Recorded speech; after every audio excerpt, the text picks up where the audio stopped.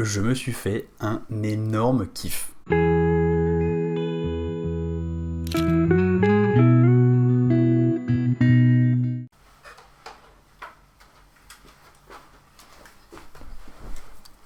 C'est ça le kiff, je me suis acheté un Rolleiflex.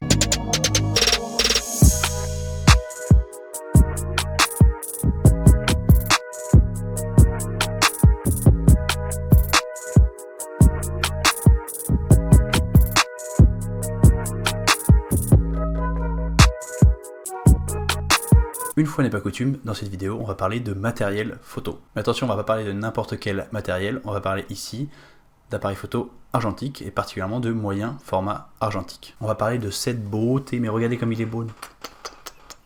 Oui, c'est bien, mon petit loup. Oh là là, tout va bien aller. Tu es beau, tu es beau. Pardon, je me suis laissé aller. Ça fait plusieurs années que j'avais vraiment envie de shooter au moyen format argentique. Le moyen format argentique, c'est un format de pellicule qui est beaucoup plus large, beaucoup plus grand que le format classique qui est du 35 mm et du coup sur lequel il y aura beaucoup plus d'informations. Ça fait des photos qui sont plus définies si vous voulez faire une analogie numérique. Alors ça, c'est du 35 mm. Du classique on va dire, et ça c'est du 120, vous voyez c'est beaucoup plus gros. Si je mets les deux à côté, vous vous rendez bien compte que ça n'a pas grand chose à voir. J'avais déjà comme projet de m'acheter un moyen format argentique il y a à peu près 2 ans, j'avais commencé à chercher, à demander des conseils autour de moi, puis après il y a 2 trucs qui sont arrivés, 2 trucs assez vénères. Un, le Covid, je sais pas si vous avez entendu parler, et 2, un bébé. Du coup les deux ça a beaucoup chamboulé mes plans. J'ai oublié un peu toute cette histoire de moyen format argentique pendant 2 ans parce que j'avais tout simplement plus le temps à y consacrer, et je me suis remis début 2022 à chercher un moyen format argentique. J'ai demandé beaucoup de conseils autour de moi, j'ai demandé des conseils sur Instagram.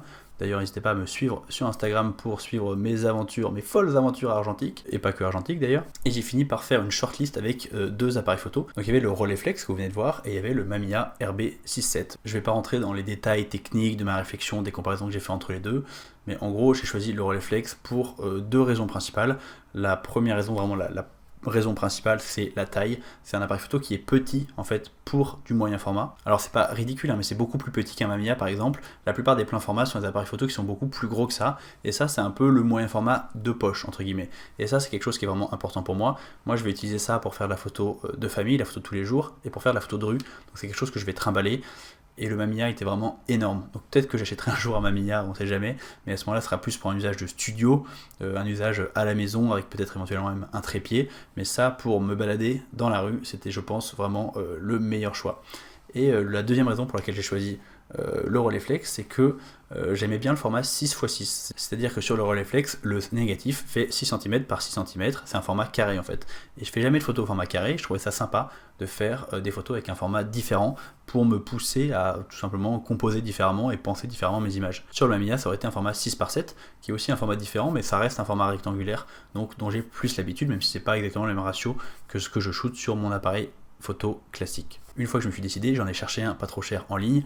Alors quand je dis pas trop cher, c'était pas facile parce que j'ai vraiment regretté de ne pas l'avoir acheté il y a 2 ans. Les prix en 2020 et maintenant, ils ont fait x2, c'est incroyable. Je pense qu'il y a une énorme mode de l'argentique, je sais pas si c'est en rapport avec le confinement, les gens ils ont plus de temps pour développer tout ça, mais en tout cas il y a une grosse hype en ce moment, et du coup voilà, l'argentique reprend un petit peu vie, et la cote de certains appareils d'occasion devient complètement folle. Après il y a un côté où c'est tant mieux, parce que si l'argentique vit, ça veut dire qu'on va continuer à avoir des labos qui développent de l'argentique, et on va continuer à avoir des films disponibles, parce que sinon c'est quelque chose qui pouvait disparaître assez rapidement. Donc c'est cool, et à la fois ça tire les prix vraiment vers le haut. Donc j'ai beaucoup cherché la bonne affaire, parce qu'en plus il y a 2 types de Rolleiflex, il y a le 3.5 et le 2.8, donc c'est les ouvertures maximales des objectifs, et moi j'avais bien envie d'un 2.8 parce que je me suis dit si je fais des pellicules photo en intérieur, je serais content d'avoir le stop supplémentaire. Du coup, après quelques semaines de recherche, ma femme en avait trop marre de m'entendre parler de ça tous les jours. J'ai fini par en trouver un pas trop cher sur eBay Italie. Donc cette belle bête là était à 1000 €, donc j'ai fait une offre à 800 € qui a été acceptée par le gars qui me l'a envoyé. Par contre, une fois que je l'ai reçu, il y avait un petit souci sur l'appareil, je vais vous montrer.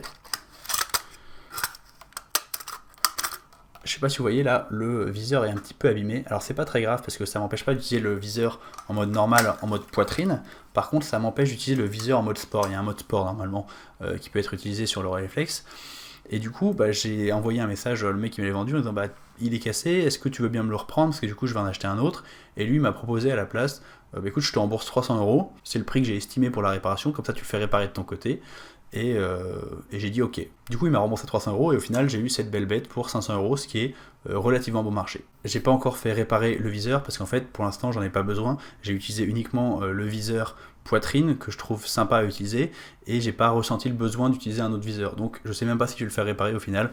Je pense que je le ferai réparer au bout d'un moment parce que je voudrais que mon appareil soit en bon état, mais on va dire que pour l'instant c'est pas du tout un besoin, donc je suis pas pressé quoi. Maintenant que je vous ai présenté cette beauté, place à la découverte. Cet appareil photo c'est ce qu'on appelle un TLR. Alors en anglais TLR c'est l'abréviation pour Twin Lens Reflex. Alors regardez, quand j'enlève les bouchons, il y a deux lentilles en fait, il y a deux objectifs. Il y a un objectif en bas, c'est celui qui est le fameux objectif 2.8 qui donne son nom au réflexe. C'est un objectif pour la prise de vue, donc la prise de vue se fait par cet objectif là, et cet objectif là sert pour la visée. Donc en fait moi je vais regarder à l'intérieur, ici comme ça, je regarde là, il y a un petit miroir qui est ici, et du coup je vois à travers cet objectif là. Donc il y a un objectif de visée, un objectif de prise de vue. Parlons de la visée justement, il s'agit d'une visée poitrine, c'est-à-dire qu'on regarde par le haut. Alors, si je me lève, hop, je vais mettre comme ça en fait, j'ai la tête qui regarde vers le bas, l'appareil photo il est au niveau de mon ventre, et je regarde ici, là-dedans, là, hop, et je vois ce qui se passe devant moi. Ensuite j'ai ici un petit truc pour faire la mise au point. Là, je fais la mise au point, et ensuite je peux déclencher, vous êtes prêts? C'était pas chargé. Je charge, et je déclenche. Yes! Il n'y a pas de film, je vous rassure. Le désavantage de cette visée poitrine, c'est que c'est une visée qui est inversée. Comme on voit tout réfléchi sur un miroir, tout est inversé. Et en fait, quand on regarde une scène, on a l'impression de partir à gauche, alors qu'en fait, on part à droite. Et du coup, faire son cadre, mettre une photo bien droite et faire un cadre très précis, ça peut être un peu déstabilisant au début. C'est quelque chose qui va venir avec l'habitude, c'est pas un souci. Cette version du Rolleiflex, elle a une cellule, c'est-à-dire une cellule qui va mesurer la lumière, mais c'est une cellule qui est non couplée. C'est-à-dire que je vais mesurer la lumière, je vais récupérer ici l'information de lumière, et ensuite c'est moi qui vais reporter manuellement l'information sur mes réglages que je vais faire à la main. Il n'y a pas d'automatisme, c'est pas fait automatiquement, mais il y a quand même l'information qui est juste là, donc c'est assez pratique. Donc pour faire la visée, il faut faire la mise au point ici au niveau du verre dépoli, et vous pouvez aussi sortir la petite loupe qui vous permet de faire la mise au point de manière plus précise. Comme ça. Comme je l'ai dit tout à l'heure, c'est un appareil photo argentique qui utilise du film de 120 mm. Donc sur une pellicule, on peut faire 12 photos. C'est pas beaucoup 12 photos. Comparé aux pellicules classiques, on peut faire 36 photos, ça fait tout drôle. Voilà pour ce qui est des explications techniques, maintenant je vais parler de mon ressenti. Au moment de tourner cette vidéo, j'ai l'appareil depuis assez peu de temps. J'ai eu le temps de faire 2 pellicules avec la semaine dernière, et j'ai reçu les scans du labo il y a quelques jours. J'ai commencé par mettre une pellicule noir et blanc, une Ilford HP5+, pour ceux qui s'y connaissent un petit peu, et j'ai fait une pellicule test. J'ai fait un peu de tout, j'ai fait de la photo de portrait, j'ai fait de la photo de famille, j'ai fait un peu de photos de rue, j'ai fait même un peu de photos d'architecture, un peu de photos de nu, bref, j'ai un peu tout essayé. Je vous mets d'ailleurs quelques photos en exemple maintenant pour vous donner une idée du rendu. Quelques jours plus tard, j'ai mis une pellicule couleur, cette fois une pellicule Portra 400, 400 c'est pour ISO 400, et je suis allé faire de la photo de rue. J'ai marché pendant 2 heures pour faire toute la pellicule, c'est-à-dire 12 photos. Ça change vraiment beaucoup de d'habitude. D'habitude je shoot beaucoup et en 2 heures je vais faire peut-être entre 500 et 600 photos peut-être, quelque chose comme ça. Là, clairement, ça change complètement la manière de shooter. Alors évidemment, j'ai pas de mode rafale, mais même si j'avais un mode rafale, je n'en ferais pas parce que j'ai que 12 photos au total. Donc je prends vraiment une seule photo de chaque scène, je me concentre au maximum pour faire une bonne photo. Du coup, j'ai une démarche qui est beaucoup plus posée, j'ai une démarche qui est beaucoup plus lente, je vais beaucoup plus prendre le temps pour réfléchir à mon cadrage, à ma composition, et du coup je peux aussi pas prendre les mêmes scènes, je vais pas forcément réussir à choper quelqu'un qui passe ici super vite, je vais pas avoir le temps de faire mon cadrage, faire ma mise au point, faire ma mesure de lumière, voilà, tout ça, ça va être un peu compliqué, en tout cas peut-être que j'y arriverai mieux avec l'apprentissage, avec l'expérience, mais pour l'instant, pour une première pellicule, chaque photo me prend pas mal de temps et beaucoup de concentration. Et puis 12 photos par pellicule quoi. Faut se rappeler qu'une pellicule ça va coûter entre 10 et 15 € et qu'un développement plus scan ça coûte 15 € à Dublin. Alors je sais pas les prix en France, je sais pas si c'est équivalent ou pas. Toujours est-il que je m'en sors à 2,50 € pour une photo. Autant dire que les photos on fait attention quoi. Autant dire qu'on réfléchit bien avant de déclencher forcément. Revenons donc à cette session de photos de rue, c'était vraiment super sympa. J'ai marché pendant 2 heures dans un quartier de Dublin qui s'appelle les Liberties et j'ai fait sur les 12 photos au moins 2-3 photos que je trouve vraiment assez cool.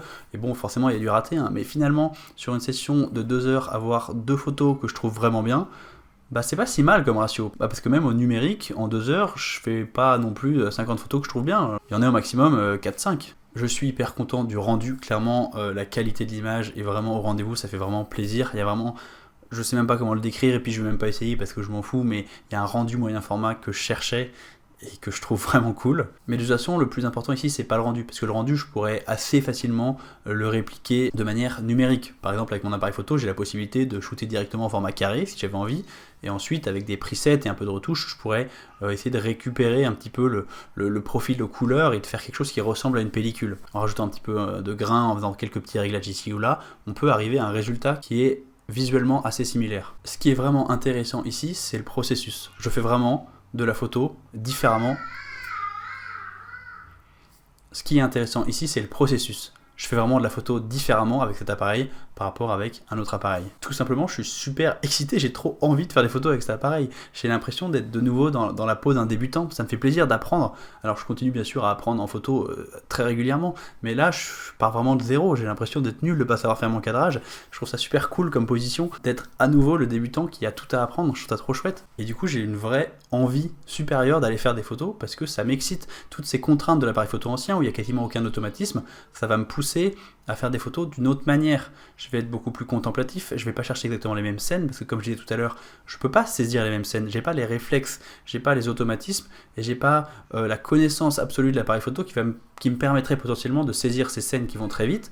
Donc du coup, je vais être obligé d'aller chercher des scènes différentes. Je vais prendre en exemple cette photo. Pour faire cette photo, j'ai été voir les deux personnes avec leur chien pour leur demander est-ce que je peux faire un portrait de vous quand tu arrives avec un grand sourire, que tu demandes gentiment et qu'en plus tu as un vieil appareil photo argentique avec un vrai look vintage, les gens ils disent oui plus facilement je pense, en tout cas là j'ai eu aucun souci et j'ai fait cette photo que je trouve vraiment très sympa et j'ai vraiment pris mon temps pour la composer et je les ai prévenus, c'est un appareil photo ancien, je sais pas bien l'utiliser donc je vais prendre un peu mon temps.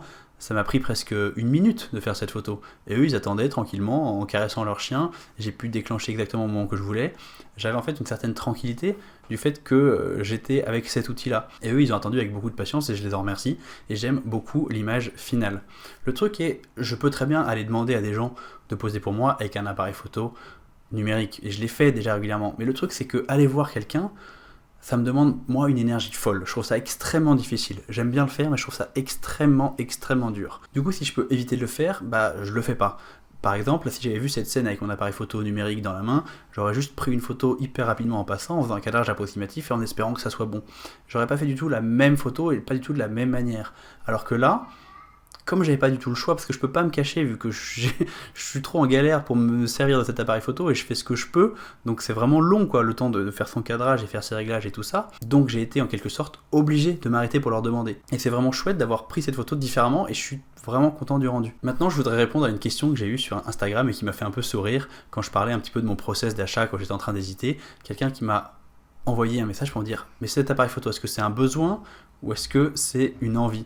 Et la réponse c'est 100% une envie. J'ai pas du tout besoin d'un appareil photo de plus, évidemment, surtout que un besoin ça se définit comment ? Ça se définit par rapport à mon métier, peut-être vu que la photo c'est mon métier. Professionnellement, cet appareil photo va pas me servir. En tout cas, je pense pas pour l'instant. C'est 100% une envie. J'avais envie de faire la photo différemment, j'avais envie de m'amuser, j'avais envie d'essayer de tester un nouveau médium. Et ça me fait extrêmement plaisir d'avoir cet appareil photo maintenant. Et ça remplit complètement sa tâche, à savoir de m'exciter pour aller faire des photos à nouveau. Non pas que j'avais plus envie d'aller faire des photos avant, mais là ça m'excite encore plus, ça rajoute une couche de nouveauté et je suis trop content. Et parfois, il faut juste pas se mentir, on achète des appareils photo pour kiffer, et pas que parce qu'on a un besoin absolu. Là, j'avais envie de kiffer et je suis trop content de mon achat. Bref, pour finir, je vais pas essayer de vous faire croire que cet appareil photo va faire de moi un meilleur photographe. Je vais faire d'ailleurs une vidéo là-dessus très bientôt. Mais non, cet appareil photo fait pas de moi un meilleur photographe. Cet appareil photo m'apporte un peu une bouffée d'air frais dans ma pratique photo.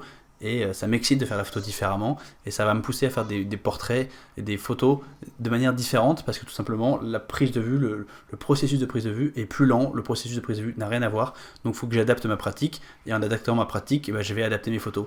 Et ça me fait plaisir parce que ces nouvelles contraintes me poussent dans une direction différente, à faire des photos peut-être un peu différemment et ça me plaît. Bon, le seul petit souci c'est que l'argentique ça coûte vraiment très cher.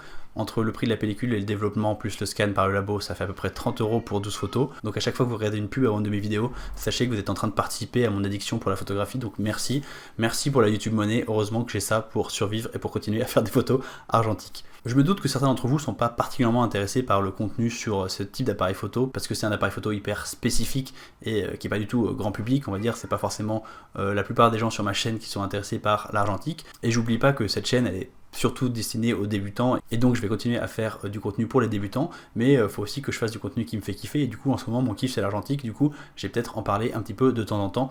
Rassurez-vous, ça va pas devenir l'essentiel des sujets de ma chaîne.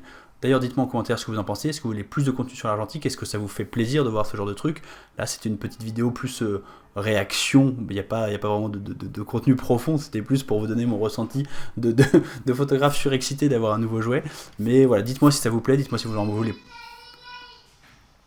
Mais bref, dites-moi si ça vous plaît, dites-moi si vous en voulez plus. Et si ça vous plaît pas, dites-le moi aussi, je le prendrai pas mal. Regardez-moi cette beauté, mais cette beauté, mais cette beauté! Sérieux, ma femme se fout trop de ma gueule depuis un mois, je parle que de lui. Si vous voulez voir les résultats des différents shootings que je peux faire avec cet appareil, suivez-moi sur Instagram. Si vous êtes un photographe débutant, j'ai créé un guide gratuit qui s'appelle Devenez un meilleur photographe en 12 semaines, que vous pouvez télécharger gratuitement en cliquant sur le lien dans la description. Et nous, on se retrouve la semaine prochaine pour une nouvelle vidéo, cette fois sur de la photo numérique. Allez, salut!